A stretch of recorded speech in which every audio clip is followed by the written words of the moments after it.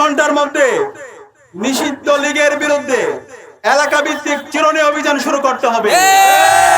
স্বরাষ্ট্র উপদেষ্টা, আইন উপদেষ্টা এবং পররাষ্ট্র উপদেষ্টাকে পদত্যাগ করতে হবে। নির্বাচন কমিশনার যে মন্তব্য করেছেন সেটাকে প্রত্যাখ্যান করছি। প্রধান নির্বাচন কমিশনার তিনি আজকে বলেছেন আমাদের যে জুলাইয়ের সহযোদ্ধা শরীফ ওসমান হাদী ভাইয়ের উপর সন্ত্রাসীরা যে গুলি করেছে সেটা নাকি একটি বিচ্ছিন্ন ঘটনা। জুলাইকে আমাদের একটি পরিপূর্ণ বিপ্লবের রূপ দিতে হবে। জুলাই আমাদের শহীদরা জীবন দিয়েছে একটি পরিপূর্ণ বিপ্লবের জন্য, দেশের ফ্যাসিবাদী কাঠামোকে ভেঙে চুরমার করে দেওয়ার জন্য, রাষ্ট্রের নাগরিকদের নিরাপত্তা নিশ্চিত করার জন্য এবং দিল্লির যে দাসত্ব, দিল্লির গোলামরা গত 16 বছরে বাংলাদেশে যে ফ্যাসিবাদ কায়েম করেছে তাদের বিরুদ্ধে প্রতিরোধ জারি রাখার জন্য আমাদের এই জুলাই বিপ্লব হয়েছে। এই নতুন বাংলাদেশে জুলাই যে প্রজন্ম তৈরি হয়েছে সেই প্রজন্ম আর কাউকে ভয় পায় না। এই প্রজন্ম সবসময় ইনসাফের পক্ষে অবস্থান নেবে। এই প্রজন্ম জুলাইকে পরিপূর্ণ বিপ্লবে রূপ না দেওয়ার আগ পর্যন্ত তারা রাজপথে অবস্থান নেবে। সংগ্রামী সাথী ও বন্ধুগণ, আমরা আজকে 3টি দফা দাবি উত্থাপন করেছি এবং আমরা একই সাথে বলেছি এই 3 দফা দাবি যদি বাস্তবায়ন না হয় তাহলে অতি দ্রুত বাংলাদেশের প্রতিটি প্রান্তরে জুলাই প্রজন্ম রাজপথে নামবে। এবং একই সাথে এই দাবিগুলো যদি বাস্তবায়ন না হয় স্বরাষ্ট্র উপদেষ্টা, আইন উপদেষ্টা এবং পররাষ্ট্র উপদেষ্টার পদত্যাগের দাবিতে গণ আন্দোলন শুরু হবে। আমাদের দাবিগুলো সাংবাদিক বন্ধুদের মাধ্যমে সারা দেশের মানুষের মাঝে আমরা পাঠ করছি। আমাদের প্রথম দাবি, আমাদের ভাই জুলাইয়ের সহযোদ্ধা, আগ্রাসনের বিরুদ্ধে, আধিপত্যবাদের বিরুদ্ধে যিনি সবসময় প্রতিরোধ জারি রেখেছেন, শরীফ ওসমান হাদীর উপর গুলি বর্ষণের সঙ্গে জড়িত প্রত্যক্ষ হামলাকারী, পরিকল্পনাকারী, সহায়তাকারী সকল সন্ত্রাসীদেরকে দ্রুত সময়ের মধ্যে গ্রেফতার করতে হবে। একই সাথে গোয়েন্দা সংস্থা সহ রাষ্ট্রের সকল সংশ্লিষ্ট অর্গানকে দ্রুত জবাবদিহিতার আনতে হবে। একই সাথে যাদের গাফলতি প্রমাণিত হবে তাদের বিচারের মুখোমুখি করতে হবে। একই সঙ্গে যারা হামলায় সমর্থন জুগিয়েছে, হাদী ভাই এবং জুলাই বিপ্লবীদেরকে যারা হত্যাযজ্ঞ করেছে, সেই কালচারাল ফ্যাসিস্ট চক্রের বিরুদ্ধে সম্পূর্ণভাবে বয়কট করতে হবে।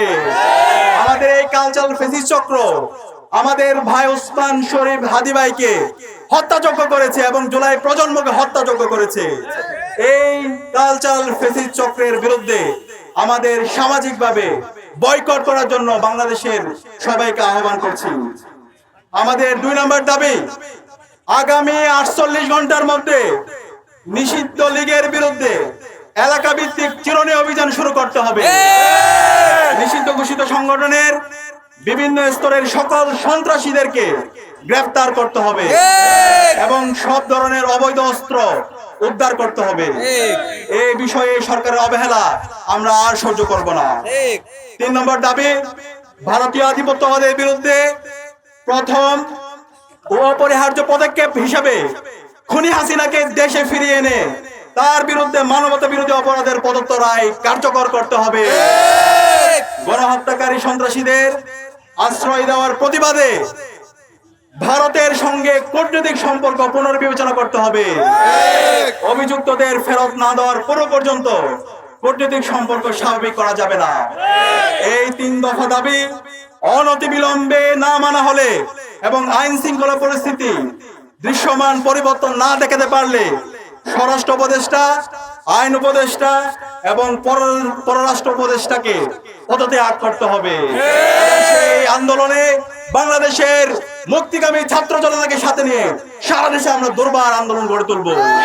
ইতিমধ্যে আমরা আজকের ঘেরাও কর্মসূচি নিয়ে গতকাল থেকে বাংলাদেশের সকল ছাত্র সংগঠন, ছাত্রদল, ছাত্র শিবির, ছাত্র শক্তি, জুলাইয়ের যারা সহযোদ্ধা ছিল, সামাজিক সংগঠন, আমরা সবার সাথে যোগাযোগ করেছি। সবাই এই 3 দফা দাবির ব্যাপারে তারাও সংহতি প্রকাশ করেছে। এবং একই সাথে আমরা বলতে চাই, আমরা জুলাই যে প্রজন্ম, জুলাই আমরা যারা আন্দোলন করেছিলাম, রাজপথে নেমেছিলাম, আমরা সবাই ঐক্যবদ্ধ আছি। আমাদের কমন গোল এক, আমাদের কমন এনিমি এক। আমাদের কমন এনিমি হলো ভারতের দালালেরা। কমন এনিমি হচ্ছে দিল্লি, যারা বাংলাদেশে ফ্যাসিবাদ কায়েম করেছে। আমাদের কমন এনিমি হচ্ছে খুনি হাসিনা এবং তার দোসররা। আমাদের কমন এনিমি হলো নিষিদ্ধ ঘোষিত ছাত্রলীগ, যুবলীগ, আওয়ামী লীগ এবং সন্ত্রাসীরা। তাদের বিরুদ্ধে সারা দেশে গণপ্রতিরোধ গড়ে তোলার জন্য বাংলাদেশের মুক্তিকামী ছাত্র জনতাকে আহ্বান করছি।